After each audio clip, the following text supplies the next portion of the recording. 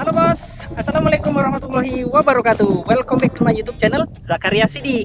Oke, di kesempatan kali ini saya mau berbagi informasi seputar dunia pertanian ya teman-teman. Kebetulan saya ini lagi ada di kebun ya. Ini lagi istirahat siang, tapi alhamdulillah mencoba menyempatkan diri untuk berbagi informasi seputar tentang dunia pertanian ya untuk teman-teman semua yang ada di Indonesia. Kebetulan kesempatan kali ini saya mau membahas tentang cara petani Jepang menjaga tanahnya tetap subur walaupun menggunakan pupuk kimia hampir 100%. Bagaimana caranya? Ya udah ikutin aja ulasannya yang satu ini ya. Oke, kita lanjut ya. Jadi petani di Jepang umumnya yang konvensional tetap menggunakan pupuk kimia ya teman-teman.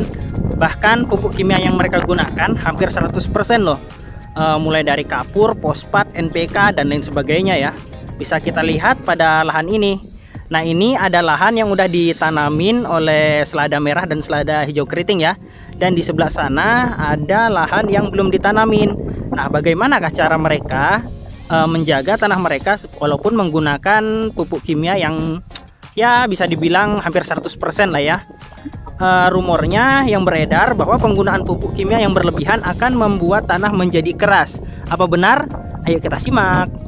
Oke teman-teman, di belakang saya ini ada yang sudah ditanam ya. Dan perlakuannya apa? Menurut saya adalah penggunaan mulsa plastik yang benar.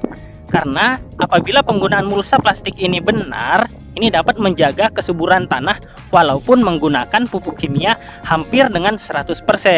Seperti apa? Yuk dilihat ke belakang. Ini adalah salah satu contoh penggunaan mulsa plastik yang benar ya teman-teman. Jadi penggunaannya seperti ini. Pada video ini mulsa plastiknya adalah mulsa plastik ukuran lebar sekitar 120 cm ya teman-teman. Tapi untuk digunakan 2 bedengan. Dan kemudian seluruh hamparan ini ditutupi oleh mulsa plastik semuanya. Jadi mulsa plastik yang satu dengan yang lainnya saling sambung menyambung. Pemasangannya yang benar adalah seperti ini teman-teman. Mulsa plastik pada bagian ujungnya ditutup dan ditimbun menggunakan tanah seperti ini. Jadi ini memungkinkan supaya angin atau udara bebas itu tidak masuk dan membawa uap air yang ada di dalam mulsa plastik tersebut. Jadi kelembaban pada tanahnya ini terjaga ya teman-teman. Bisa kita lihat ini bagian tanah yang tidak ditutup menggunakan mulsa plastik. Kalau kita lihat ini teksturnya sangat keras sekali ya teman-teman. Dan bisa dilihat sama ya teman-teman di kamera ini. Ini adalah dampak penggunaan pupuk kimia sintetik yang cukup besar ya. Terbilang cukup tinggi menyebabkan tanah menjadi seperti ini. Dan menurut saya itu adalah fakta ya teman-teman, apabila penggunaan pupuk kimia sintetik yang berlebihan itu akan membuat tanah menjadi keras. Itu fakta, bisa kita tengok ya pada video ini tuh. Ini ditekan sekuat-kuat tenaga. Ini enggak tenggelam teman-teman ya, enggak ketenet kata orang Jawanya, enggak ketenet iki. Nah, apa ya? Kalau tanah yang lembut itu kan belenyek ya teman-teman. Kalau di nyet itu belenyek ya, contohnya seperti ini teman-teman. Ini kalau saya tenet tuh, ayo kan belenyek kan. Kalau ini enggak. Jadi kuncinya adalah kelembaban tanah ya teman-teman. Penggunaan pupuk kimia sintetik walaupun dalam jumlah yang cukup maupun lebih dari cukup itu dirasa aman ya kalau kita bisa menjaga bagian dalam tanahnya ini ya, menjaga kelembaban tanahnya, kandungan air tanahnya. Contohnya seperti di kebun yang kita garap ini, padahal sekarang kondisi suhunya cukup tinggi ya teman-teman, sekitar 38 sampai 39 derajat Celcius. Sangat panas sekali ya. Di sini adalah musim panas, jadi ya biasa kalau musim panas rasanya panas. Oke, kita lanjut lagi. Ini sudah dibolongin ya teman-teman. Kita mau ke yang bagian yang belum dibolongin. Ada di daerah belakang saya ini. Ini adalah bagian kebun yang belum ditanamin dan belum dilubangi. Seperti yang sudah kita jelaskan tadi. Jadi mulsa plastiknya ini saling sambung menyambung dan saling tutup menutup ya. Ini dilakukan seperti ini untuk menekan penguapan air ya, supaya kelembaban tanahnya itu terjaga dan kesuburan tanahnya itu terjaga. Kalau misalnya penguapan airnya itu menguap ya, menguapnya tinggi sekali penguapannya, ini akan memungkinkan tanahnya menjadi keras. Bisa kita lihat teman-teman, ini belum dilobangin sama sekali ya. Jadi kayak gitu ya teman-teman. Untuk petani-petani di Indonesia, apabila mau menanam tanaman sayur-sayuran menggunakan mulsa plastik seperti ini, jangan dilobangin dulu ya sebelum dilakukan penanaman. Dan kalau bisa pinggirnya ditimbun tanah seperti ini. Ini biar angin yang dari kiri maupun dari kanan tidak menembus. Karena kalau di Indonesia kebanyakan itu penggunaan mulsa plastiknya adalah mulsa plastik hitam perak, yang mana pemasangannya menempel di bagian pinggir gini ya teman-teman, dan ditancap menggunakan cekak bambu biasanya. Kalau nggak cekak bambu menggunakan plastik. Nah, penggunaan mulsa plastik tersebut biasanya di bawahnya masih ada bagian mulsa plastik yang ngambang, dan ini ada rongga dan celah ya, yang memungkinkan untuk angin menembus dari sisi yang satu ke sisi yang lain.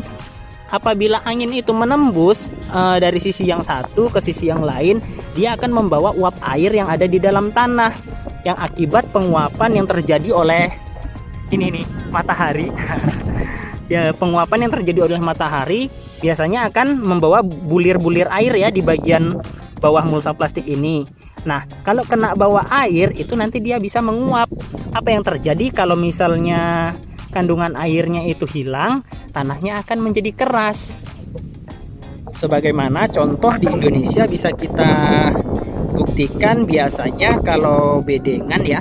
Bedengan yang sudah ditutup mulsa plastik hitam perak, permukaannya itu keras. Kenapa keras? Ya itu tadi penguapan airnya.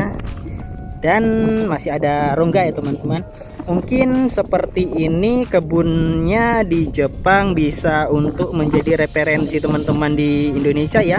Barangkali bermanfaat, setidaknya bisa untuk diambil contohnya ya. Barangkali kita mampu untuk melaksanakannya, untuk mengaplikasikannya. Tidak. Ya jadi seperti ini teman-teman. Ini untuk penanaman selada ya teman-teman. Semuanya selada. Yang sebelah sini udah ditanami selada semua ini. Mulai dari selada merah, selada hijau, dan lain-lain. Oh ya, yang di sana itu cabai besar milik orang ya teman-teman. Dan yang di ujung sana itu mati cabenya. Nggak tahu itu mati kenapa, karena di sini cuacanya super panas sekali ya teman-teman. Oke, kayak gitu. Seladanya walaupun kepanasan dia tetap seger loh teman-teman. Selada merah. Nah, ini ya.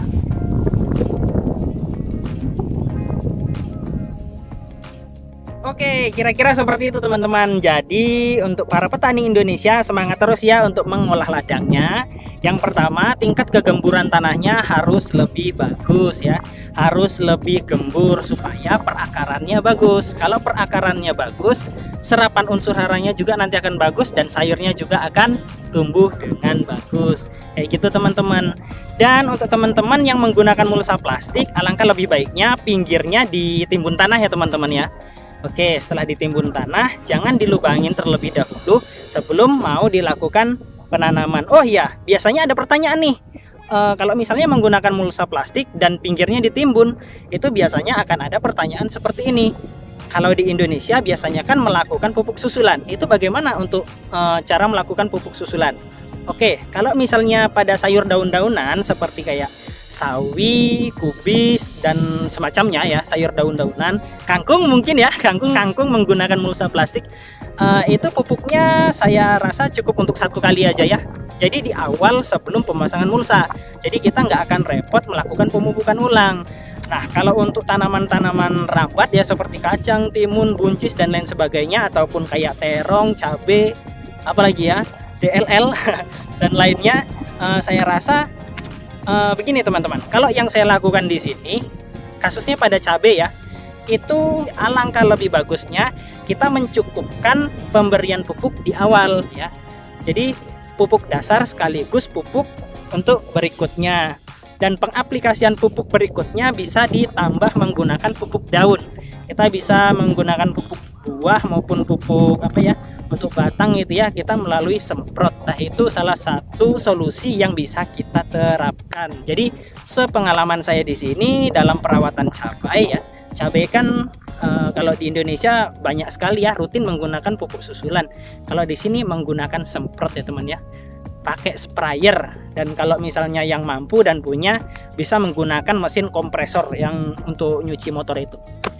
Oke, kira-kira seperti itu aja dulu teman-teman untuk sharing, berbagi informasi tentang cara petani Jepang menjaga kesuburan tanahnya walaupun menggunakan pupuk kimia sintetik hampir 100%.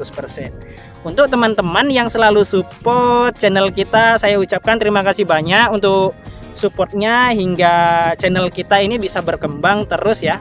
Dan untuk teman-teman yang baru mampir ataupun baru nyimak, jangan lupa di subscribe ya, supaya channel kita ini lebih berkembang lagi dan kita lebih semangat lagi untuk berbagi seputar informasi pertanian. Oh ya, jangan lupa juga nih di like dan share juga ya ke seluruh teman-teman kita, supaya petani di Indonesia sedikit tidaknya teredukasi lah ya, sedikit ya. Barangkali ada sedikit informasi yang bisa diambil gitu kan, kenapa enggak. Oke, segitu aja dulu dari saya. Assalamualaikum warahmatullahi wabarakatuh.